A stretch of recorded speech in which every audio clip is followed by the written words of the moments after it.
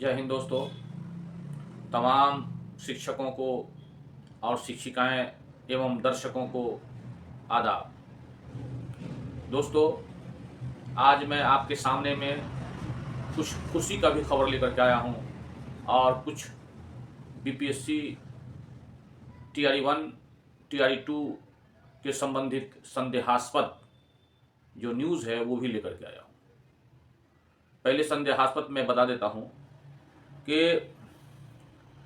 सरकार के संयुक्त सचिव श्री रामाशंकर जी के यहाँ से एक चिट्ठी इशू हुआ है अपर मुख्य सचिव डॉक्टर एस सिद्धार्थ साहब के यहाँ कि बीपीएससी शिक्षक और शिक्षिकाओं कुछ ऐसे हैं जो उत्तर प्रदेश में हैं और कुछ लोगों का कहना है कि गलत रिजर्वेशन में गलत टीईटी हो या एसटीईटी हो, वो गलत सर्टिफिकेट पर चला आया है। उससे संबंधित सीबीआई ने इंक्वायरी का मांग किया है। इसको पहले देख लिया जाए। और आप जानते हैं कि जब विजिलेंस जब किसी चीज़ का इंक्वायरी करता है और मांगता है तो उसमें कुछ संदेहास्पद रहता ही है। ये कुछ संदेहास्पद न्यूज़ है। इधर खुशखबरी यह है कि उर्दू जो स्कूल है जिसमें छुट्टी कम दिया गया है, जिस तरह से रमजानुल मुबारक का हो या कोई छुट्टी अगर जुमा में पड़ गया हो तो उसको सरकार मेकअप नहीं किया है, तो उसको फिर जो है माननीय मुख्यमंत्री श्री नीतीश कुमार संशोधन कर रहे हैं और डॉक्टर एस सिद्धार्थ साहब को बोले हैं इसको संशोधन करने के लिए।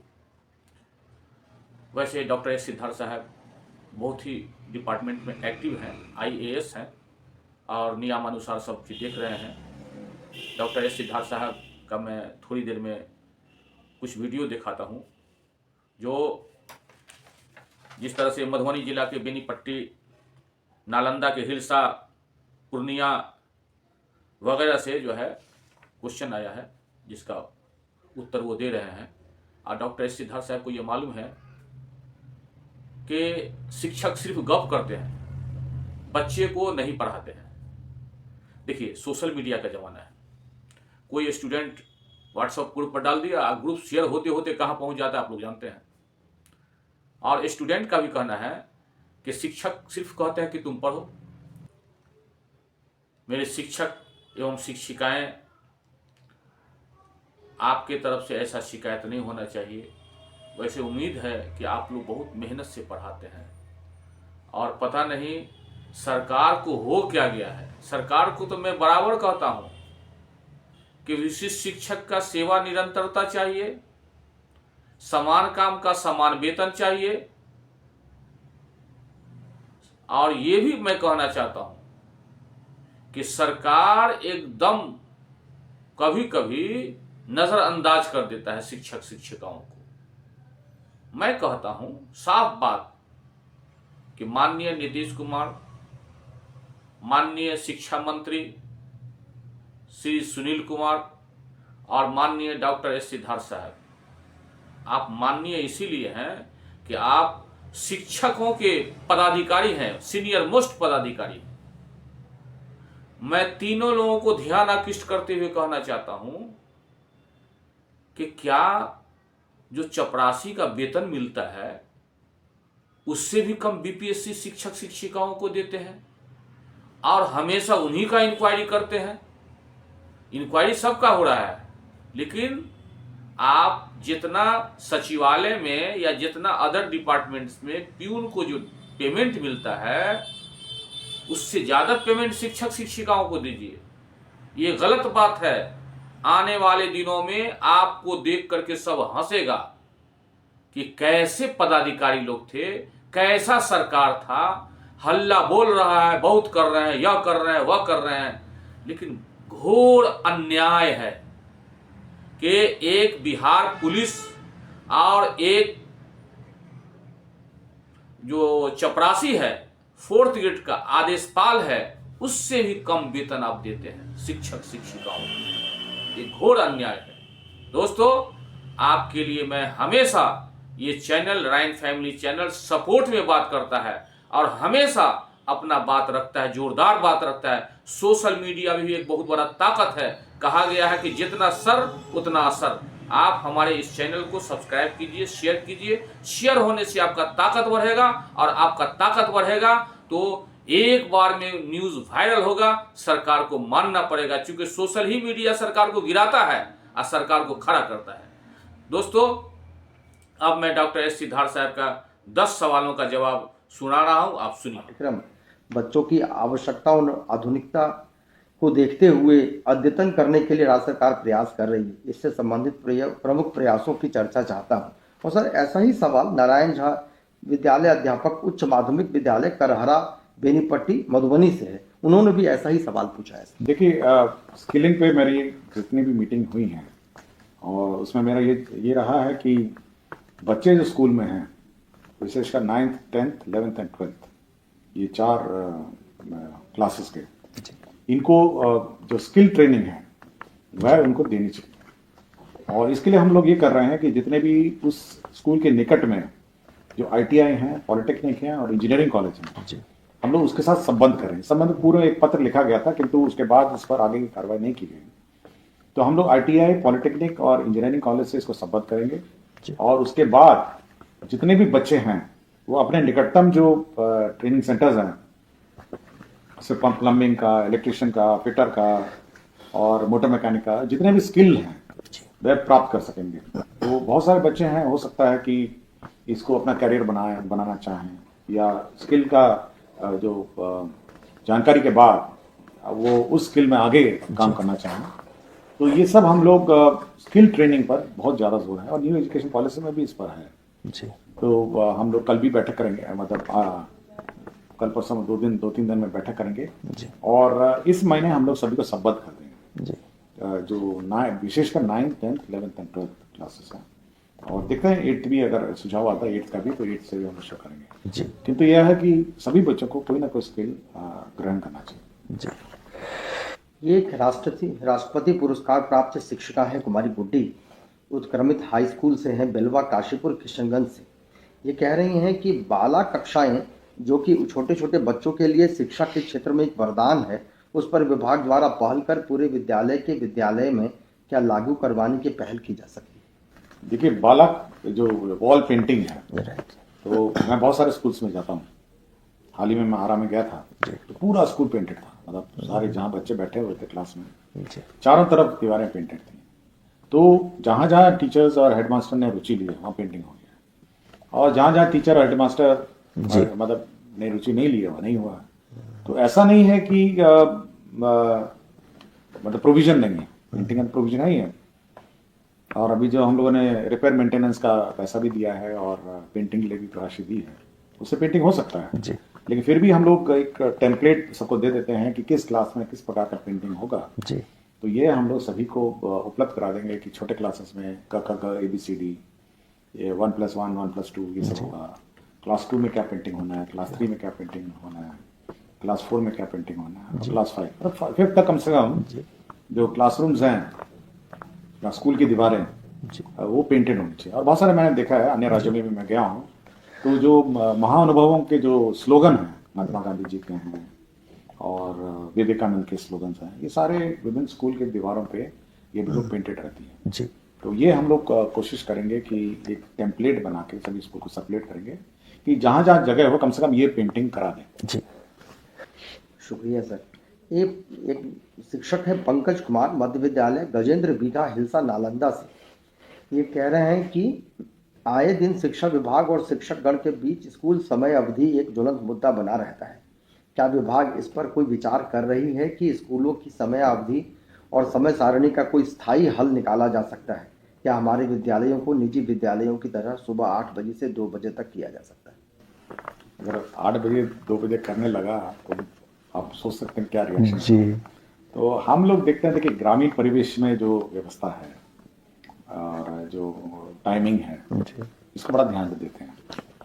हमारे सारे स्कूल तो ग्रामीण क्षेत्र में है, बिल्कुल शहरी क्षेत्र में कम है।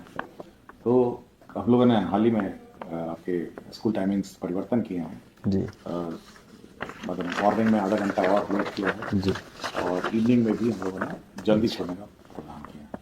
लेकिन हम लोग एक ऑप्शन रख रहे हैं, आपको 4-5 ऑप्शन देंगे कि हेडमास्टर साहब जो हैं वो टीचरों की फ्लेक्सी टाइमिंग्स निर्धारित कर सकते हैं जी कि कोई टीचर पहले आ सकते हैं, कोई टीचर बाद में आ सकते हैं, लेकिन फ्लेक्सी टाइमिंग उन मामलों में जहाँ पर कमरे कम हैं और क्लासेस ज़्यादा हैं। जी तो आप कुछ क्लासेस पहले चलाइए, फिर कुछ क्लासेस बाद में चलाइए, कुछ क्लास शिफ्ट में चलाइए। तो वो फ्लेक्सी टाइमिंग का जो प्रावधान है, अभी अटेंडेंस का जो मॉड्यूल है, जो जी। सॉफ्टवेयर ई शिक्षा कोर्स है, वो अमेंडमेंट हो रहा है। तो उसमें हेडमास्टर हर टीचर का निर्धारित कर सकेगा, ये टीचर 9 बजे से फलाना बजे तक जाएंगे, ये टीचर 8 बजे से फलाना बजे जाएंगे, ये टीचर 10 बजे से फलाना। तो वो स्ट्रैगर्ड टाइम टेबल Right. ये केवल उन्हीं क्लासेस के लिए है जहाँ पे कमरे कम हैं और क्लासेस ज़्यादा हैं। लेकिन जहाँ पे सभी कमरे भी हैं, क्लासेस हैं, मेरे ख्याल से एक रूपता ठीक रहेगी। जी एक पूजा बोस है, प्राथमिक विद्यालय जनक बाग, उल्लास बाग, कस्बा, जिला पूर्णिया से। इनका सवाल है कि क्या सरकार आने वाले समय में पोशाक राशि के बदले पोशाक देने का कार्यक्रम कर सकती है। इस पोशाक के अंतर्गत पेंट, शर्ट, जूता, मोजा, टाई, बेल्ट, यहाँ तक कि सर्दी के मौसम में स्वेटर यानी फुल यूनिफॉर्म लाने की योजना कर सकती है, क्योंकि सरकार की तरफ से सबसे लाभकारी महत्वाकांक्षी योजना हर बच्चों के हाथ में ससमय किताब मिलने की योजना 100% सफल रही है। क्योंकि मैंने ऐसे देखा है कि कुछ बच्चों के माता पिता ऐसा करते नहीं। देखिए, हम लोग चाह रहे हैं कि जैसे प्राइवेट स्कूल में जब नई स्कूल और क्लासेस शुरू हो रही हैं, तो जो पहला दिन है जी उसी पहले दिन में आपको पोशाक, किताबें, किट सब उपलब्ध हो जानी चाहिए, किताबें सब की। तो अगले वर्ष से हम लोग इस पर योजनाबद्ध तरीके से काम कर रहे हैं। जी हम लोग कोशिश में लगे हैं कि जो पहला डे 1 जिसको होगा, तो बच्चे नए कपड़ों के साथ, नए पोशाक के साथ नए क्लास में दाखिला लें। लेकिन जहाँ तक कपड़े बना के उपलब्ध कराने की बात है, हम लोगों ने बहुत मंथन किया, इस पर बहुत रिसर्च हुआ और बहुत सारे इंस्टीट्यूट्स इस पर लगे रहे। फिर बाद में हम लोगों ने लगा कि नहीं, क्योंकि स्थानीय स्तर पर कपड़े सिलाए जाएं, स्थानीय स्तर पर कपड़े बनाए, जी मतलब बच्चों के नाप से कपड़े बनाए जाए और बच्चे अपने रुचि भी लेंगे कि नया कपड़ा माता पिता सी के देते हैं। तो हम राशि जो है वो इस बार हम लोग ऐसे समय पर देंगे ताकि आप जो बच्चा नए क्लास में जाएगा, जी तो नए क्लास में वो नए कपड़े, नए किताब, नए बैग, नए पुस्तकें और नई सोच के साथ वो अगला क्लास में जाएगा। जी बहुत शुक्रिया सर। कि अब कुछ बच्चों के सवाल है सर। आराध्या, ईशया और नेहा 6वीं में पढ़ती है, बालक मध्य विद्यालय मुसल्लापुर पटना से है। इनका सवाल है कि स्कूल में खेलने का सामान आता है परंतु हमें खेलने को नहीं मिलता है और स्कूल का बाथरूम साफ नहीं रहता है। प्रधानाध्यापक से शिकायत करने पर जवाब मिलता है खुद साफ करो। देखिए, जहाँ तक खेलने की बात है, सामग्री है, इस बार हम लोगों ने कहा है कि 1 घंटे का क्लास हर रोज निर्धारित होना है। जी उस 1 घंटे में आपको खेलना है, पेंटिंग करना है या फिर डांस करना है बच्चों का, और या फिर अन्य जो करिकुलम है, जी तो 1 घंटे में आपको करना, म्यूजिक है, ये सब हर रोज है। और ये बिल्कुल हम लोग मॉनिटर करेंगे कि आपने जो टाइम टेबल बनाया है, और ई शिक्षा कोर्स में इसको चढ़ाना भी होगा जी। भविष्य में। अभी व्यवस्था नहीं है, लेकिन भविष्य में ई शिक्षा कोर्स में टाइम टेबल भी हम लोग मॉनिटर कर सकेंगे। जी कितने आपने खेलने के समय दिए, कितना म्यूजिक हुआ, कितना डांस हुआ, आर्ट हुआ, कल्चर हुआ। तो हम लोग का है कि जो एजुकेशन है ये बड़ा मतलब समावेशी एजुकेशन हो, जी केवल किताब पढ़ के या किताब का अध्ययन करके एजुकेशन ना हो, बल्कि बच्चे सभी कलाओं में निपुण हो। आर्ट है, क्राफ्ट है, कल्चर है, म्यूजिक है। और जहाँ तक बाथरूम की बात है, हम लोगों ने सभी टीचर्स को ये राशि दी है कि सफाई कर्मी रखे, वो सफाई नियंत्रण ये करें। तो ये शिकायत जरूर जगह जगह मिलती है, और कभी कभी जो वेतन आगे पीछे हो जाता है जी सैलरी का, उसमें भी ये निरंतरता टूट जाती है। तो हम लोग कोशिश करेंगे कि समय पे ऐसे सफाई कर्मी को वेतन मिले और वो निरंतरण रूप से इस पर काम करें। जी सर। एक कक्षा 8 का छात्र है सुशील कुमार, राम मोहन राय सेमिनरी से है। शिक्षक पढ़ाने की बजाय खुद पढ़ने बोलते हैं और स्वयं दूसरे कामों में व्यस्त हो जाते हैं। देखिए, एक बार मुझे याद है, जी। मैं किसी बच्चों के से बात कर रहा था, जी तो मैं ऐसे पूछा कि आपके स्कूल में क्या चलता है, जी तो बिल्कुल यही बात बोला बच्चा। ये बच्चे नहीं, मेरे ख्याल से जी बच्चे ने सवाल पूछा है सर। तो बच्चा बोला कि सर हम तो जाते हैं स्कूल में, और तो उसने एक बड़ा टर्मिनोलॉजी बोला, मेरे दिमाग में आज भी बैठा है। और मैं प्रभारी जिला सचिव भी रहते हैं, हम लोग जिले में जाते हैं। तो उसने बोला, मैंने कहा तो आप बैठे रहते हैं, टीचर क्या करते हैं? जी स्कूल में तो आप जाते हैं। एक शब्द बोला, तो वो बच्चे ने जांच किया होगा, बच्चों ने ही जांच किया कि बोला कि गपिस्टिंग करते हैं। ये शब्द मुझे गपिस्टिंग जो शब्द है ना, जी। मैंने कहा ये गपिस्टिंग क्या होता है? तो बोला वो हम बैठे रहते हैं, वो गप लगाते हैं। मेरे ख्याल से ये बड़ा आपत्तिजनक है। देखिए बच्चा आता है, बच्चे और माता पिता बड़े उत्साह से आपको बच्चों को भेजते हैं, और जो शिक्षक हैं ये उनका दायित्व है कि वो बच्चे को मतलब शिक्षा दे, उसका भविष्य बनाए। मैं बार बार बोलता हूँ, भारत फोरम में बोलता हूँ, बस उसका भविष्य बनाने का काम आपका है। अगर उस समय में आप गपिस्टिंग करेंगे, मोबाइल देखेंगे और इंटरनेट देखने बैठ जाएंगे तो थोड़ा मेरा, ये बहुत कम संख्या है, मैं ये नहीं कहता कि बहुत लोग करते हैं, बट जितने भी टीचर करते हैं ये काम, वो मेरा उनका अनुरोध है कि भाई बच्चों को पढ़ाइए जी। और ज़्यादातर मैंने बहुत सारे स्कूल में मैं औचक जाता हूँ, ज़्यादातर स्कूल में बच्चे को टीचर लोग बड़े मेहनत से पढ़ाते हैं जी। बहुत मेहनत लगाते हैं, बट कुछ हैं जो गपिस्टिंग अभी भी मतलब करते हैं, जिसका मेरा अनुरोध है कि आदत छोड़ के आप बच्चों को पढ़ाएं। जी सर। एक साक्षी सिन्हा है, कक्षा 8 की बच्ची है, आर्य कन्या प्राथमिक विद्यालय नया टोला से है। उसका सवाल है कि स्कूल के बंद होने का समय निर्धारित समय 3:15 है, परंतु कई बार बच्चों के कम आने की स्थिति में स्कूल पर समय से पहले बंद करा दिया जाता है और घर जल्दी पहुंचने पर अभिभावकों का प्रश्न होता है कि स्कूल जाने के बजाय कहीं और घूम रही थी क्या? देखिए अभी हम लोगों ने जो अटेंडेंस सिस्टम है, अभी एंट्री अटेंडेंस फोटो के साथ है जी। तो अभी 1 दिसंबर से एग्जिट अटेंडेंस भी फोटो के साथ है जी। मतलब जब आप बाहर स्कूल छोड़ के जाएंगे तब भी आपको फोटो खींचनी होगी जी। तो एंट्री और एग्जिट दोनों मॉनिटर होगा, पहले नहीं था। जी। तो हमको बार बार पूछे कि भाई ये मतलब एग्जिट एंट्री जो है वो बिना फोटो के कारण है तो क्या हो रहा है, तो यही शिकायत है। तो इस बार एग्जिट अटेंडेंस भी फोटो के साथ है जी। तो मेरे ख्याल से ये शिकायतें कम हो जाएंगी सर। और समय भी मैंने निर्धारित किया 4 बजे, बिल्कुल, 4 बजे, तो अब वो शिकायत नहीं होगी कि जल्दी बच्चे चले जाएं। सर एक सवाल है, शिवानी कुमारी है, 6वीं में पढ़ती है, बालक मध्य विद्यालय मुसल्लापुर की है। इसका सवाल है कि शिकायत पेटी में डाले गए शिकायत पत्रों को जांच के दौरान गायब कर दिया जाता है। इसका एक एसओपी बनाएंगे हम लोग जी। और एसओपी बना के इसका हम लोग जी। जो बाल सांसद है, बाल स्टूडेंट कमिटीज है, जी। इसको थोड़ा सुदृढ़ करेंगे। सुझाव आया है जी। और ये उनके समक्ष ये लोग कंपाइल करेंगे, करेंगे, तो ये एक एसओपी इसका बनाना है। मेरी जानकारी में ये एसओपी नहीं है और कैसे उसका डिस्पोजल होगा, कैसे उस पर विचार होगा और फिर बच्चे को कैसे फीडबैक मिलेगा, इसका एक एसओपी हम बनाएंगे। इस सुझाव के लिए मैं धन्यवाद देता हूँ। जी, बहुत बहुत शुक्रिया सर।